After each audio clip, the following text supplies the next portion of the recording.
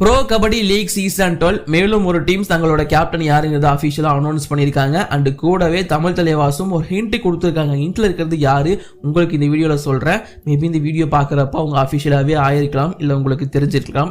போய் சாரி சொல்லிட்டு நான் இன்ட்ரோ கொடுத்துட்றேன். அண்ட் மேலும் ஒரு சில கபடி அப்டேட்ஸ் அண்ட் கூடவே ஃபுட்பால் நியூஸும் இந்த வீடியோல உங்களுக்காக காத்துட்டு இருக்கு. ஸோ லேட் பண்ண வேணாம், இப்போ வாங்க வீடியோக்குள்ள போகலாம். சார் சார் ஒரு நிமிஷம் சார் சார் ஒரு நிமிஷம் சார் ஒரு நிமிஷம் சார் ஒரே ஒரு 1 நிமிட்டுங்க. Hello every friends, 1 minute please. So friends, first of all நம்ம ஃபர்ஸ்ட் பார்க்க போகிற விஷயம் என்னன்னு பார்த்தீங்கன்னா, ஸோ இப்போதைக்கு கபடி நேஷனல்ஸ் அப்படிங்கிறது எப்போ நடக்க போகுது, எங்கே நடக்க போகுது, எது எப்பப்போ நடக்க போகுதுங்கிறதுக்கான ஷெட்யூல் இப்போதைக்கு ரிலீஸ் பண்ணப்பட்டிருக்கு அமைச்சர் கபடி ஃபெடரேஷன் ஆஃப் இந்தியாவால். அதை நான் உங்ககிட்ட சொல்லிட்டு அண்ட் தென் அப்படியே நாம அடுத்த பிகேஎல் நியூஸ்குள்ளே போவோம். ஃபர்ஸ்ட் வந்து பார்த்தீங்கன்னா 72வது senior national kabaddi championship men's. So இதை நடத்த போகிறது குஜராத் அப்படின்னு சொல்லியிருக்காங்க. 22 ஜனவரி 2026 இருந்து 25 ஜனவரி 2026 வரைக்கும். எஸ், 2026 ஆரம்பிச்ச உடனே நம்ம ஃபர்ஸ்ட் பார்க்க போற கபடி ஈவென்ட் சீனியர் நேஷனல் தான் இருக்கும் மென்ஸுக்கு. ஸோ அது குஜராத்தில் நடக்க போகுது அப்படிங்கிறத இப்போதைக்கு சொல்லியிருக்காங்க. இது இல்லாம 72nd senior national kabaddi championship உமன்ஸை பொறுத்த வரைக்கும் இதை தெலுங்கானா ஹோஸ்ட் பண்றாங்க அப்படின்னு இப்போ தெரிய வந்திருக்கு. ஆக்சுவலி ரீசெண்டா வந்து பாத்தீங்கன்னா இந்த ஆந்திரா அண்ட் தெலுங்கானால வந்து பாத்தீங்கன்னா யுவா கபடி சீரிஸ் அண்ட் அங்க நடக்கிற ஒரு T20 டோர்னமெண்ட் சொல்லிட்டு ரீசெண்டா நிறைய ஸ்போர்ட்ஸ் டோர்னமெண்ட்டை கண்டக்ட் பண்ணிட்டு இருக்காங்க. அந்த வகையில 72nd senior national kabaddi championship உமன்ஸையும் அவங்க தான் வந்து ஹோஸ்ட் பண்றாங்க. பட் இப்போதைக்கு டேட்ஸ் எதுவுமே டிக்ளேர் பண்ணப்படலை அப்படின்னு தான் சொல்லப்பட்டிருக்கு. கூடிய சீக்கிரம் அதற்கான டேட்ஸும் அனௌன்ஸ் பண்ணிடுவாங்க. அதுவும் மேக்ஸிமம் ஜான்வரி அல்லது பிப்ரவரியில இருக்கும் 2026 பொறுத்த வரைக்கும். அண்ட் தென் 51வது ஜூனியர் நேஷனல் கபடி சாம்பியன்ஷிப் பாய்ஸை பொறுத்த வரைக்கும் ஆந்திர பிரதேஷ் அவங்க தான் வந்து ஹோஸ்ட் பண்றாங்க. ஸோ வென்யூ அங்கே தான். இது வந்து பார்த்தீங்கன்னா 14th to 17th ஜனவரி நடக்க போகுது. ஸோ ஜூனியர் நேஷனலாக நம்ம ஃபர்ஸ்ட், அதாவது ஜூனியர் லெவலில் ஃபர்ஸ்ட் பார்க்க போகிற டோர்னமெண்ட் இதுதான். சீனியர் லெவலில் ஃபர்ஸ்ட் பார்க்க போகிறது 72nd senior national kabaddi tournament. Junior லெவலில் இதுதான் ஃபர்ஸ்ட் நம்ம பார்க்க போகிறோம். 14 இருந்து 17 ஜனவரி 2026 வரைக்கும் இது நடக்கும் அப்படிங்கிறது இப்போதைக்கு சொல்லப்பட்டிருக்கு. அப்படியே 51வது junior national kabaddi championship girls பக்கம் வந்தோம் அப்படின்னா அது வெஸ்ட் பெங்கால் ஹோஸ்ட் பண்றாங்க. 25 டிசம்பர் 2025 முதல் 28 டிசம்பர் 2025 வரைக்கும். அதே 35வது sub junior national kabaddi championship boys and girls Haryana host பண்றாங்க. 6th நவம்பர் 2025 இருந்து 9th நவம்பர் 2025 வரைக்கும். 5வது சீனியர் ஃபெடரேஷன் கபடி சாம்பியன்ஷிப்பை பொறுத்த வரைக்கும் மென்ஸ் அண்ட் உமன்ஸை மத்திய பிரதேஷ் ஹோஸ்ட் பண்றாங்க. இதற்கான டேட்டும் இன்னும் டிக்ளேர் பண்ணப்படலை அப்படிங்கிறது தெரிய வந்திருக்கு. இப்போதைக்கு மோஸ்ட் எக்ஸ்பெக்டிங் ஸ்போர்ட்ஸ் ஈவெண்டா இந்த சீனியர் ஃபெடரேஷன் கபடி ஈவெண்ட் இருக்கு. பிகாஸ் பல ஸ்டார்ஸ் அதில் பார்ட்டிசிபேட் பண்றாங்க. அதே மாதிரி 7வது ஜூனியர் ஃபெடரேஷன் கபடி சாம்பியன்ஷிப் அப்படிங்கிறது பாய்ஸ் அண்ட் கேர்ள்ஸுக்கு பஞ்சாப் ஹோஸ்ட் பண்றாங்க. இதோட டேட்டும் இன்ன வரைக்கும் டிக்ளேர் பண்ணப்படலை அப்படின்னு தான் தெரிய வந்திருக்கு. ஸோ இது எல்லாமே இப்போதைக்கு இருக்கிற updates about Indian kabaddi unit. So இந்தியாவில் நடக்க போற கபடி ஈவெண்ட்ஸ் பத்தி இப்போதைக்கு இருக்கிற தகவல்கள் இதுதான். And then Chennai NFC and மற்ற ஐஎஸ்எல் கிளப்ஸ் பத்திய பக்கம் வருவோம். ஸோ ரீசெண்டா வந்து பாத்தீங்கன்னா AIFF ஓட பிரசிடென்ட், அதாவது ஆல் இந்தியா ஃபுட்பால் ஃபெடரேஷனோட பிரசிடென்டான கல்யாண் சௌபே ஒரு விஷயத்தை சொல்லியிருந்தாரு. அதாவது we are not responsible for Indian clubs crisis அப்படிங்கிறத சொல்லியிருந்தாரு.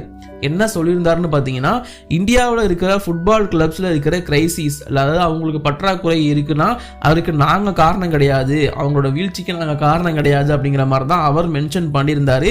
ஏன்னா ரீசெண்டாக வந்து பார்த்தீங்கன்னா ஒரு சில clubs, ISL clubs, especially Bengaluru Bulls, Chennai NFC மாதிரியான கிளப்ஸ்லாம் தங்களோட ஆப்ரேஷனை நிறுத்துறது, பிளேயர்ஸுக்கு போகிற சம்பளத்தை நிறுத்துறதுன்னு சொல்லிட்டு ஒரு சில விஷயங்களை பண்ணிட்டு இருக்காங்க இல்லையா. ஸோ இந்த மாதிரியான விஷயங்களுக்கும் எங்களுக்கும் சம்பந்தம் இல்லை அப்படிங்கிறத AIFF பிரசிடென்ட் சொல்லியிருக்காரு. இது எந்த விதத்தில் நியாயம் எனக்கு தெரியல. ஸோ ஓகே சொல்லிட்டாரு. இன்னொரு பக்கம் கேரளா பிளாஸ்டர்ஸ் FC சைடு இருந்தும் ஒரு கம்ப்ளைண்ட் அப்படிங்கிறது வைக்கப்பட்டிருக்கு. நாங்களும் இங்கே ஒரு ஐஎஸ்எல் கிளப் தான், நாங்களும் இங்கே ஃபுட்பாலை தான் பார்த்துட்டு இருக்கோம். பட் ஸ்டேட் கவர்மெண்ட் கிட்ட இருந்து எங்களுக்கு எந்த ஒரு சப்போர்ட்டும் கிடைச்சது கிடையாது அப்படிங்கிறத கேரளா பிளாஸ்டர்ஸ் FC சொல்லியிருக்காங்க. பட் அவங்க எல்லாருமே இப்போதைக்கு மும்முரமாக செலவு பண்ணிட்டு இருக்கிறது எந்த விஷயத்துக்கு அப்படின்னு பார்த்தீங்கன்னா, லயனல் மெஸ்ஸியை வந்து கேரளாவுக்கு கூட்டிட்டு வரதுக்கு, கேரளா லீக்ல ஆட வைக்கிறதுக்கு தான் அவங்க வந்து அந்த அளவுக்கு செலவு பண்ணிட்டு இருக்காங்க. அந்த எக்ஸிபிஷன் மேட்ச் ஆட வைக்கிறதுக்கு தான். ஸோ அந்த அளவுக்கு செலவு பண்ணிட்டு இருக்காங்களே தவிர இவங்க கேரளா பிளாஸ்டர்ஸ் எஃப்சிக்கெல்லாம் கவர்மெண்ட் எதுவுமே பண்ணல, அந்த பக்கம் தேவையில்லாமல் கொடுத்துட்டு இருக்காங்க அப்படிங்கிறதான் சொல்லிட்டு இருக்காங்க. இது கொஞ்சம் வந்து பார்த்தீங்கன்னா 50-50 தான். அதாவது நீங்கள் ஒரு ப்ரைவேட் ஃப்ரான்ச்சைஸு, ஸோ உங்களுக்கு அவங்க செலவு பண்ணணுங்கிற அவசியம் கேரளா கவர்மெண்ட்டுக்கு கிடையாதுங்கிறது தான் உண்மை. BCCA ஒரு ப்ரைவேட்டு தான். ஸோ அதே மாதிரி தான் இங்கேயும் இது. ஸோ அவங்க சப்போர்ட் பண்ணியிருக்கலாம் தான். பட் இதுக்கு எதுக்கு இவங்க மெஸ்ஸிக்கு அவ்வளோ செலவு பண்ணுறாங்கிறதுலையும் ஒரு பெரிய டவுட் இருக்குது. ஓகே, இது வந்து கவர்மெண்ட் சைடு இருந்து பார்த்தா அவங்க பண்றது ஓகே, இவங்க சைடு இருந்து பார்த்தா இவங்க பண்றது ஓகே. நீங்க சொல்லுங்க யார் பண்றது கரெக்ட் அப்படிங்கறத. அப்படியே நாம இப்போதைக்கு ப்ரோ கபடி லீக் பக்கமா வந்தோம் அப்படின்னா ஆல்ரெடி யூபிஓதாஸ் தங்களோட captains and vice captains announce பண்ணியிருந்தாங்க. கேப்டனா சுமித் சாங்வான் அப்படிங்கிற player, left corner player announce பண்ணாங்க. நம்ம எக்ஸ்பெக்ட் பண்ண ஒண்ணுதான். ஸோ அதை நம்ம ஏத்துக்கிட்ட ஒரு விஷயம். வைஸ் கேப்டனா ஆஷு சிங், அதுவும் கொஞ்சம் எக்ஸ்பெக்ட் பண்ணது தான். மேபி குமன் சிங்கோ இல்ல சுயதரிகளோ போவாங்கன்னு பார்த்தா அவங்களாம் பெருசா ஆடுவாங்களா ஃபுல் சீசன் தெரியல. பட் ஆஷு சிங் ஆடுவார்னு சொல்லிட்டு அவர்கிட்ட கொடுத்திருந்தாங்க. சேம் இப்போதைக்கு யூமும்பா, அதாவது போன வீடியோல நான் மென்ஷன் பண்ணியிருந்தேன், யூமும்பாவோட கேப்டனா வந்து சுனில்குமார் தான் அப்பாயின்ட் பண்ண போறாங்க. அந்த டீமோட அசிஸ்டன்ட் கோச் நம்ம அண்ணனே சொல்லிட்டாரு அப்படிங்கறத. அதுக்கேற்ற மாதிரி அவங்க அந்த வீடியோ போட்டு ஒரு சில மணி நேரத்தில் வந்து பார்த்தீங்கன்னா யூமும்பா அஃபிஷியலாக அனௌன்ஸ் பண்ணிட்டாங்க. அண்ட் பார்த்திபன் அண்ணனும் எனக்கு வந்து அப்ரூவல் கொடுத்துட்டாரு, அந்த வீடியோ நீ பப்ளிஷ் பண்ணிக்கோ அப்படின்னு சொல்லிட்டு. ஸோ இப்போதைக்கு சுனில்குமார் தான் அங்கே கேப்டன். சுனில்குமார் வந்து one of the successful captain. இவர் கேப்டனா இருக்கிறப்போ வைஸ் கேப்டன்ஸ் தேவைப்படாது அப்படிங்கிற அளவுக்கு அவர் ஃபுல் சீசனும் ஆடக்கூடிய ஒரு நல்ல பிளேயரும் கூட. ஸோ அதனால அவரை கேப்டனா அப்பாயின்ட் பண்ணதுல டவுட்டே இல்லை. Undoubtedly is best captain. And மறந்துடாதீங்க, பிகேஎல் ஹிஸ்டரியோட பெஸ்ட் ஹையஸ்ட் வின் வச்சிருக்கிற கேப்டன் இவர் தான். So Sunil obvious captain. நம்ம முன்னாடியே சொன்ன மாதிரி பார்த்திபன் அண்ணா இப்போதைக்கு அப்ரூவல் கொடுத்துட்டாரு அவரோட இன்டர்வியூ பப்ளிஷ் பண்ணுறதுக்கு. பட் நான் ஒரு ஸ்பெஷல் டேக்காக வெயிட் பண்ணுறேன். ஸோ ஆகஸ்ட் 15 அன்னைக்கு அந்த இன்டர்வியூ உங்களுக்கு வந்து சேரும் காலையில் 7 மணிக்கு. ஸோ அதெல்லாம் நீங்கள் பார்த்து தெரிஞ்சுக்கணும். அந்த நோட்டிஃபிகேஷன் உங்களுக்கு வரணும்னா என்ன பண்ணணும், சேனலை மறக்காமல் சப்ஸ்கிரைப் பண்ணி வச்சுக்கோங்க. அந்த பெல் ஐக்கான் கிளிக் பண்ண மறந்துடாதீங்க. இந்த மாதிரியான வீடியோஸ் உங்கள் ஃப்ரெண்ட்ஸுக்கு ஷேர் பண்ணியும் விடுங்க. அண்ட் பர்சனலாக ஃபாலோ பண்ணி டீட்டெயில்ஸ் தெரிஞ்சுக்கணும் அப்படின்னா இதான் என்னோட இன்ஸ்டா ஐடி, லிங்க் டிஸ்கிரிப்ஷனில் இருக்குது, கிளிக் பண்ணி ஃபாலோ பண்ணிக்கோங்க. சரி, ஓகே. யூமும்பா அனௌன்ஸ் பண்ணிட்டாங்க, அதுக்கப்புறமா யூபிஓதாஸும் அனௌன்ஸ் பண்ணிட்டாங்க, மற்ற ஒரு சில டீம்ஸும் கன்ஃபார்ம் பண்ணிட்டாங்க. தமிழ் தலைவாஸ் வந்து ரீசெண்டாக ஒரு போஸ்ட் போட்டிருந்தாங்க, அதாவது கவுண்ட் டவுன் ஸ்டார்டட் அப்படிங்கிற மாதிரி போட்டு. ஸோ அங்கே வந்து கேப்டன் அண்ட் வைஸ் கேப்டன்ங்கிற பேண்டு போட்ட 2 ஸ்டில்லை மட்டும் ரிலீஸ் பண்ணியிருந்தாங்க. அதாவது அந்த கை மட்டும் ரிலீஸ் பண்ணியிருந்தாங்க. இதை வச்சு நிறைய பேர் வந்து ப்ரோ இது இவரா இருக்கலாமா இல்லை இவரா இருக்கலாமா அப்படிங்கிற மாதிரி பேச ஆரம்பிச்சிட்டிங்க. எனக்கு பார்க்குறப்போ அந்த முக்கியமாக கேப்டன் அப்படின்னு பேன் போட்டிருக்க கையில் வந்து கயிறு கட்டியிருக்கு, அதை நோட் பண்ணுங்க ப்ரோ நிறைய பேர் சொல்லியிருந்தீங்க. இன்ஃபேக்ட் நீங்கள் தமிழ் தலைவாசோட போஸ்ட் எடுத்து பார்த்தீங்கன்னா நித்யேஷ்ல ஆரம்பிச்சு தருண் துல் இந்த மாதிரி நிறைய பிளேயர்ஸ் வந்து கயிறு கட்டியிருப்பாங்க கையில். இன்ஃபேக்ட் பவன் ஷராவத் ஒரு சில போட்டோஸில் கயிறு கட்டியிருப்பாரு, அர்ஜுன் தேஷ்வால் கயிறு கட்டியிருப்பாரு. பட் இந்த கயிறை பார்க்கும்போது ரீசெண்டாக சாகராத்தி கட்டியிருந்த கயிறு மாதிரி தான் இருக்குது. அந்த கையுமே சாகராத்தியோட கை மாதிரி தான் இருக்குது. ஸோ அந்த கேப்டன்சி பேண்டு போட்டு இருக்கிறது சாகர் ராத்தி மாதிரி தான் தெரியுது.